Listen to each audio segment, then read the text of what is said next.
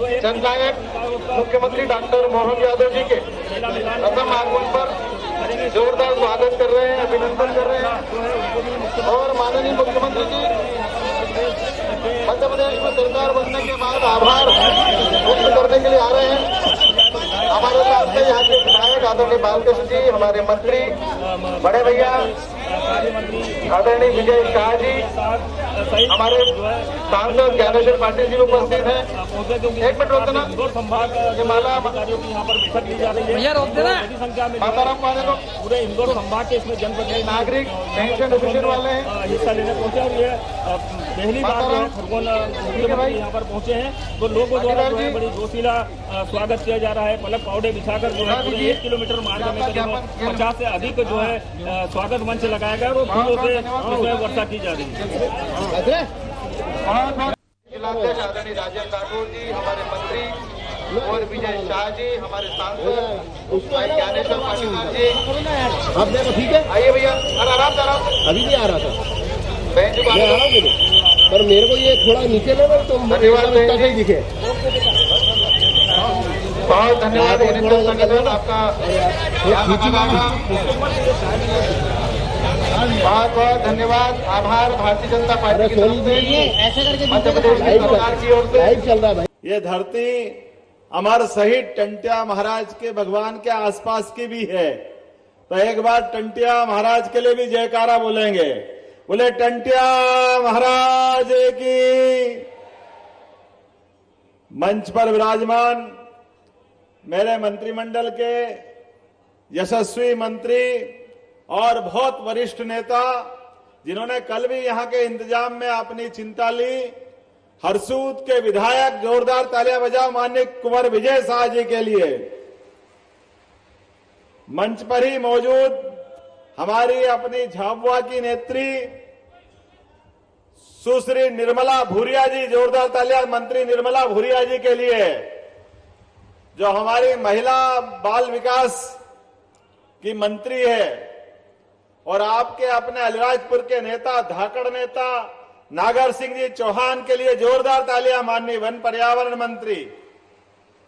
और अभी अभी जिनने भाषण समाप्त किया, मेरे अभिन्न मित्र माननीय गजेंद्र सिंह जी, आपके सांसद गजेंद्र सिंह जी के लिए भी जोरदार तालियां। और कल से मेरे साथ है ओंकार महाराज की जयकार लगाए, बोले ओंकार महाराज की। वहां के सांसद ज्ञानेश्वर पाटिल जी के लिए जोरदार तालियां, ज्ञानेश्वर जी। और इंदौर की मां अहिल्या की नगरी से आते हैं और कई दायित्वों का निर्वहन करके यशस्वी सांसद शंकर जी, जोरदार तालियां शंकर ललवानी जी के लिए। हमारे एक और सांसद धार के माननीय छतर सिंह दरबार जी के लिए जोरदार तालियां, छतर सिंह दरबार जी के लिए। हमारी माननीय सांसद पाटीदार जी, जोरदार तालियां हमारी बहन जी के लिए, जोरदार तालियां, जो महू से आती है। हमारे अपने माननीय विधायक जिन्होंने स्वागत भाषण दिया, मेरे एक तरह से पर्यायवाची बालकृष्ण पाटीदार जी के लिए जोरदार तालियां बजाए। मित्र बड़वा के विधायक सचिन बिड़ला जी, जोरदार तालियां सचिन बिड़ला जी के लिए। श्रीमती छाया मोरे जी के लिए जोरदार तालियां। श्रीमती मंजू राजेंद्र दादू नेपानगर विधायक है कि नहीं, नेपानगर विधायक जी।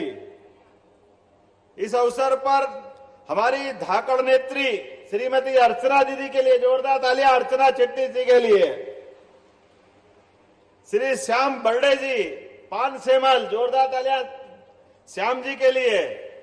और कालू सिंह ठाकुर जी, जोरदार तालियां कालू सिंह जी के लिए।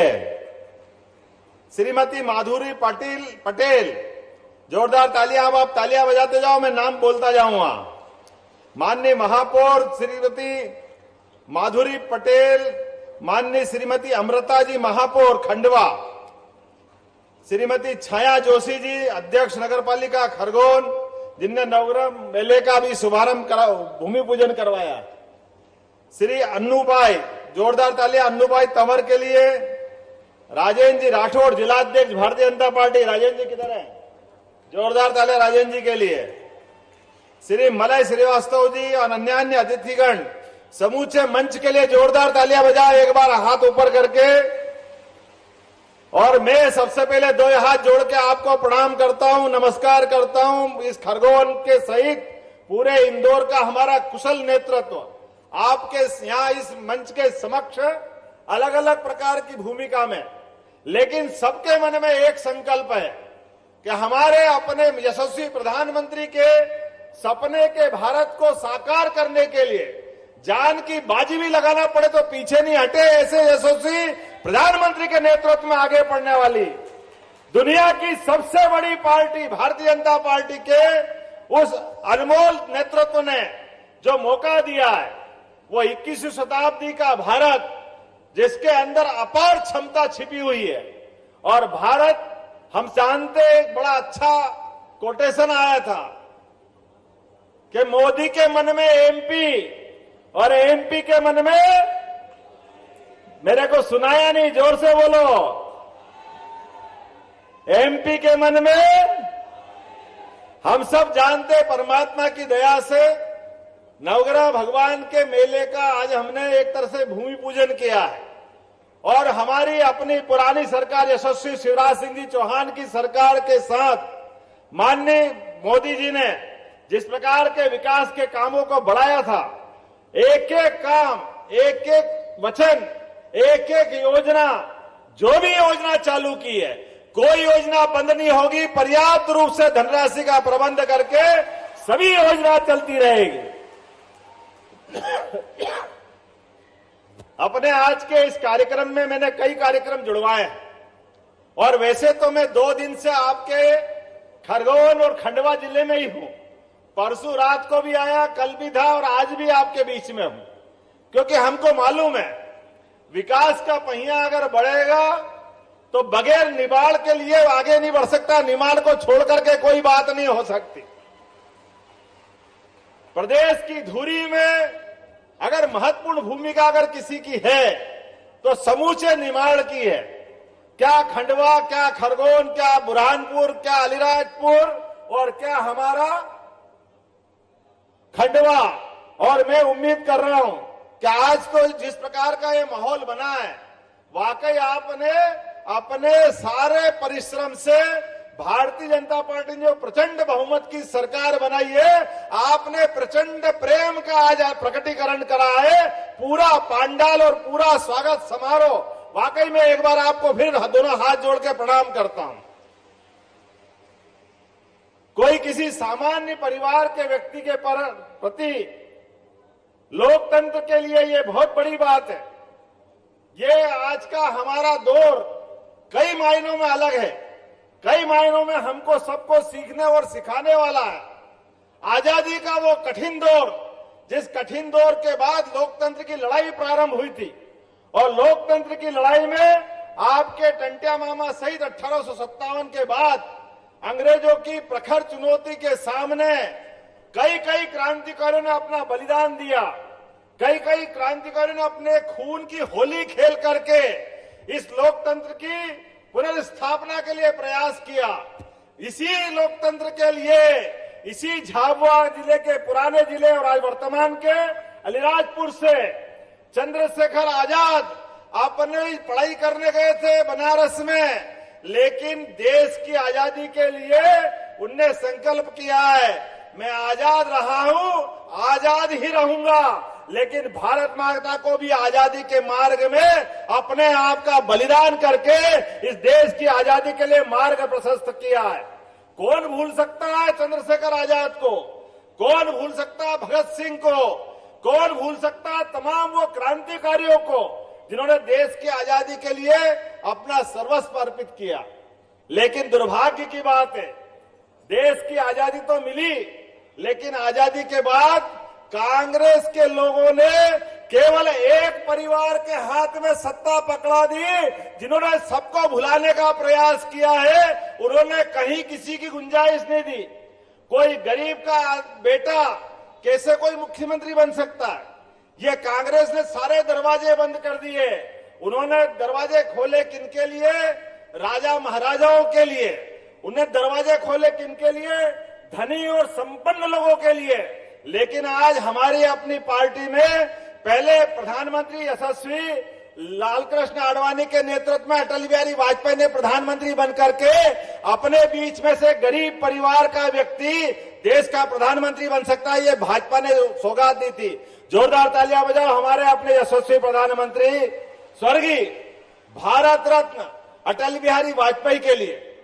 और हमने लालकृष्ण आडवाणी जी को इसीलिए जोड़ा है कि आज आजादी के बाद 500 साल का संघर्ष चला था और हमको मालूम है वही हमारे अपने प्रधानमंत्री अटल बिहारी वाजपेयी ने पहली बार प्रधानमंत्री सड़क दे करके एक माहौल बनाया था।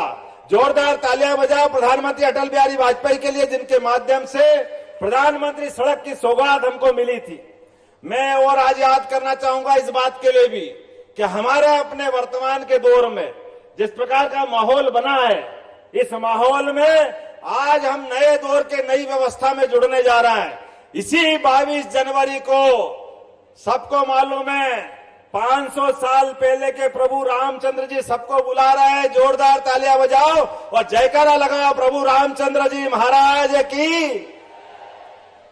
500 साल बाद हमारे अपने इस देश के अंदर 17 लाख साल पहले प्रभु रामचंद्र जी हुए और प्रभु रामचंद्र जी के माध्यम से देश ने शासन के शासनकर्ता का जीते जी भगवान का रूप देखा था।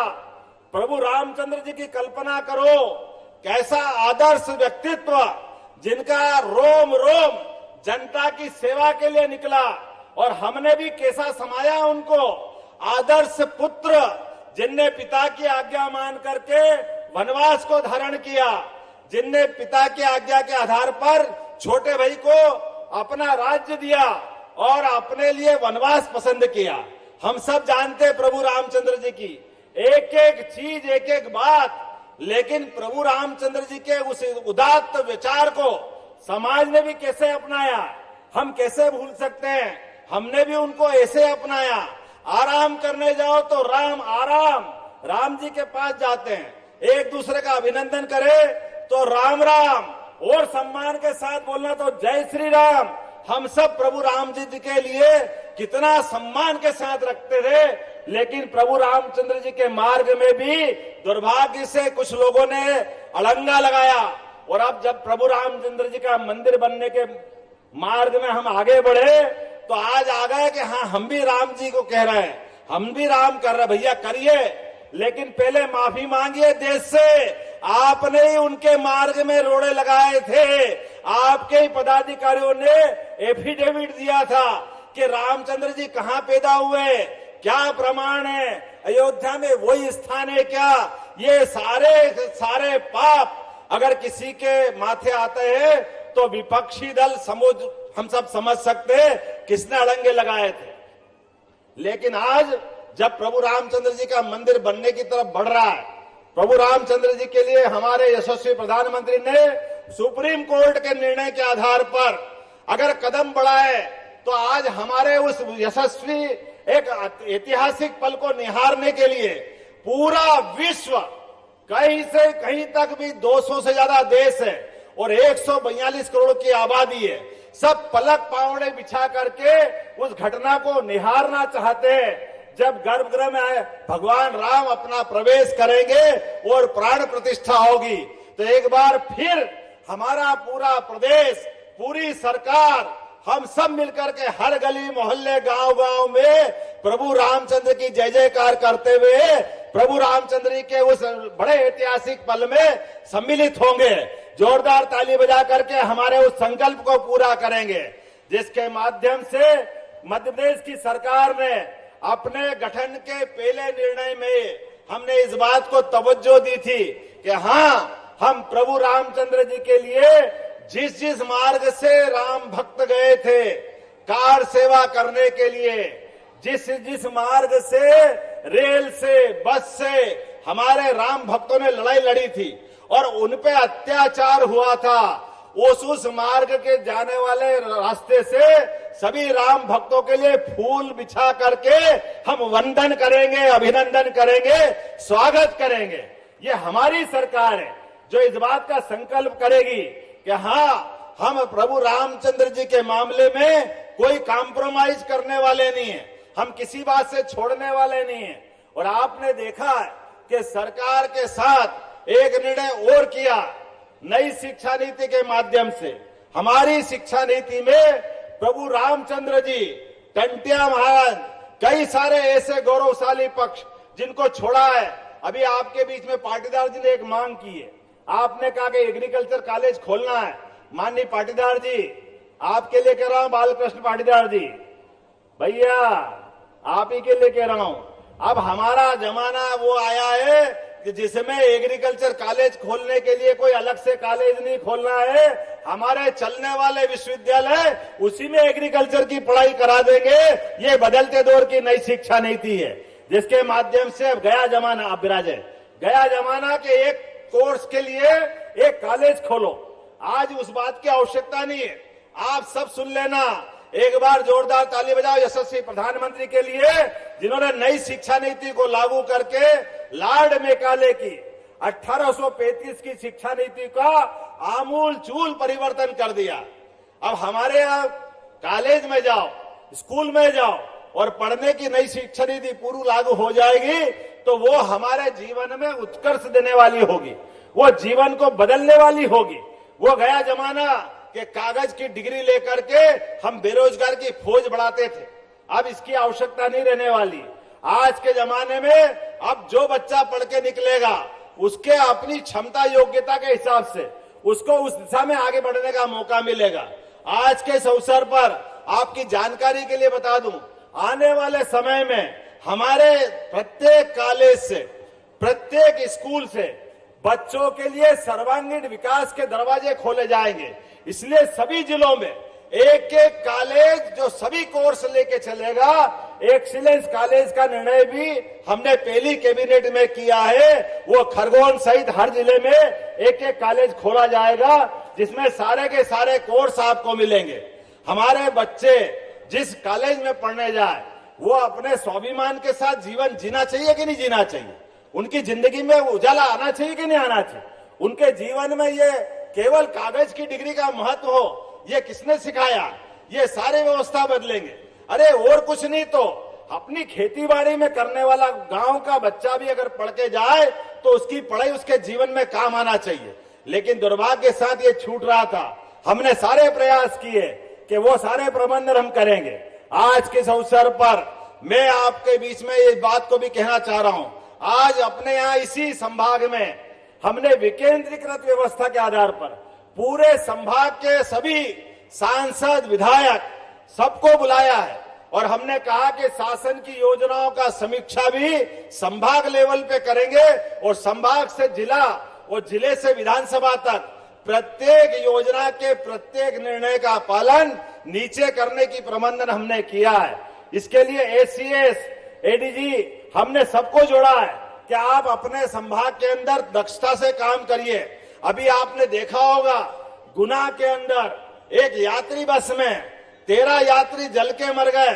हमने कहा ये हमारी सरकार में बर्दाश्त नहीं किया जाएगा। ऐसे किसी भी घटनाक्रम में कठोर कार्रवाई करके सरकार सभी से सख्ती के साथ निपटने में सक्षम है। हम सब मिलकर के ऐसे विकास के कई कई कामों को लेकर, और आपके बीच में तो बाबा महाकाल के महालोक के बाद अब ये सारा निमाड़ इस बात के लिए लालायित है कि हमारा क्या खंडवा, क्या खरगोन, क्या बुरहानपुर, क्या बड़वानी, हमारे सारे के सारे जिले सब विकास के दरकार में धार्मिक पर्यटन को बढ़ाने के लिए भी आगे बढ़ेंगे। मैं आपको आश्वस्त करता हूं, निश्चित रूप से ये सारे जिलों में विकास के लिए इस दिशा में भी ठोस कदम किया जाएगा। जो यहाँ का जनप्रतिनिधि कहेंगे वो सारी की सारी मांगे मान ली जाएगी और हम अपने यहाँ रोजगार के नए अवसर खोलेंगे। आने वाले समय में जैसे ये खंडवा की ट्रेन आपके पास आ रही है, ब्रॉडगेज लाइन, इस ब्रॉडगेज लाइन के माध्यम से मेरी अश्विनी वैष्णव जी से बात हुई। हमने कहा कि ये जो भविष्य में रेलवे ट्रैक उत्तर से दक्षिण को जोड़ने वाला वर्तमान में अगर खंडवा तक दक्षिण की ट्रेनें आती है, फिर वो इटारसी जाती है, फिर भोपाल जाती है, फिर ग्वालियर जाती है और बाद में दिल्ली पहुंचती है। लगभग 250-300 किलोमीटर का चक्कर बच सकता है अगर वो ट्रेन सीधी खंडवा से हमारे इस परंपरागत इंदौर के मार्ग पे निकाल दो, तो लगभग लंबा समय बचेगा। और हमने कहा कि अभी आपने सिंगल ट्रैक बनाया, ये डबल ट्रैक बनाने की मांग उनके सामने रखी है और बहुत जल्दी विचार करके वो उस योजना पे काम करेंगे, जिसके माध्यम से एक नया रेल का ट्रैक आपसे जुड़ेगा, जिसके माध्यम से बड़े पैमाने पर विकास की संभावना आएगी। हमारा अपना उज्जैन, इंदौर और अब ये आगे जाने वाला 4 लेन, जिसके माध्यम से आने जाने की जो समस्या आती है, ये भैरू घाट, ये तमाम प्रकार के छोटे छोटे रास्ते, खंडवा से लगा के इंदौर तक का पूरा 4 लेन जब बनेगा तो विकास का बड़ा दरवाजा खुलेगा। मेरी अपनी ओर से आज के अवसर पर यहां लगभग 182 करोड़ की 45 से ज्यादा निर्माण कार्यों का आज हमने लोकार्पण और भूमि पूजन किया। जोरदार ताली बजा करके पूरे विकास कार्यों का हम यहां सौगात दे रहे हैं, जिसके माध्यम से ग्रामीण प्रधानमंत्री सड़क, जनभागीदारी सड़क 167 करोड़ की लागत से 41 विकास कार्यों का लोकार्पण भूमि पूजन भी इसी में जोड़ा गया है। अभी इसी प्रकार से 7 करोड़ 54 लाख की लागत से तालियां बजाते जा नानकोड़ी बैराज और कहरही बैराज का भी लोकार्पण हम कर रहे हैं। मैंने नवग्रह मेले का शुभारंभ की बात कही है, इसके विकास के लिए भी 25 करोड़ रुपए आपके जिले में आ चुके हैं। जोरदार तालियां बजाओ सरकार के लिए कि एक स्थायी सौगात मिलेगी आपको अपने इस निर्माण कार्य के लिए। और खास बात, मैं आज आपके बीच लंबा भाषण देने तो नहीं आया था, लेकिन आपने जिस प्रकार से अपने इस प्रेम का प्रकटीकरण किया है, मैं आपको आश्वस्त कर सकता हूं, हमारी अपनी यह प्रचंड बहुमत की जीत के बाद आने वाले लोकसभा चुनाव में यशस्वी प्रधानमंत्री, जोरदार ताली बजाओ यशस्वी प्रधानमंत्री मोदी जी के लिए, जिनके नेतृत्व में ये सारे के सारे विधानसभा के चुनाव अच्छे अच्छे कांग्रेस के लोगों के पता नहीं क्या क्या मंसूबे बने हुए थे, कोई खुली आंखों से देखना चाहता ही नहीं था, केवल अपना ही आंकड़ा बना लिया, ऐसे सरकार बन जाएगी, वैसे सरकार बन जाएगी, ये हो जाएगा, वो हो जाएगा। वो भूल गए कि देश के अंदर एक ऐसा नेता है जिसको पूरा विश्व मानता है, नरेंद्र मोदी जी की जनता में क्या आवाज है, ये वो भूल गए थे। सारे के सारे मंसूबे धरे रह गए, क्योंकि विकास करने वाले के साथ जनता जानना चाहती है। और इसलिए यशस्वी प्रधानमंत्री के नेतृत्व में 3 राज्य की प्रचंड बहुमत की सरकार बनी। जोरदार तालियां बजाओ यशस्वी प्रधानमंत्री नरेंद्र मोदी जी के लिए। और उनके नेतृत्व में हमारा अपना देश लगातार आगे बढ़ रहा है और दुनिया की सबसे अच्छे देशों की कतार में हमारी 5वीं आर्थिक रूप से ताकत तो बनी है। हम सब समाचार पत्र पढ़ रहे हैं कि 4थी अर्थव्यवस्था के किनारे तो हम पहुंच गए हैं। और यह 2024 का चुनाव जो आ रहा है, निश्चित रूप से इस 2024 के चुनाव में मोदी जी तीसरी बार सरकार बनाने वाले हैं। बोलो बनाने वाले हैं कि नहीं? अगर मेरी बात से सहमत हो ताली बजा के बताएं। ये नरेंद्र मोदी जी की आवाज का, उनके काम का जादू है। हम सब जानते हैं, हम नरेंद्र मोदी जी के नेतृत्व में फिर एक बार सरकार बनाते हुए भारत में मध्य प्रदेश को भी नंबर 1 राज्य की श्रेणी में ले जाएंगे। जोरदार ताली बजा करके, दोनों मुट्ठी बांध करके संकल्प करें मेरे साथ कि हाँ, हम मध्य प्रदेश में निश्चित रूप से मोदी जी के नेतृत्व में अपने मध्य प्रदेश को आगे ले जाना चाहते हैं। तो मंच भी खड़ा हो जाए और आप भी खड़े हो जाए, दोनों मुट्ठी जोर से बांधे और हम सब संकल्प करें, जब तक मध्य प्रदेश को नंबर 1 की स्थिति में ले जाएंगे तब तक चैन की नींद नहीं लेंगे। मेरे साथ सभी बोले जोर से, भारत माता की, भारत माता की।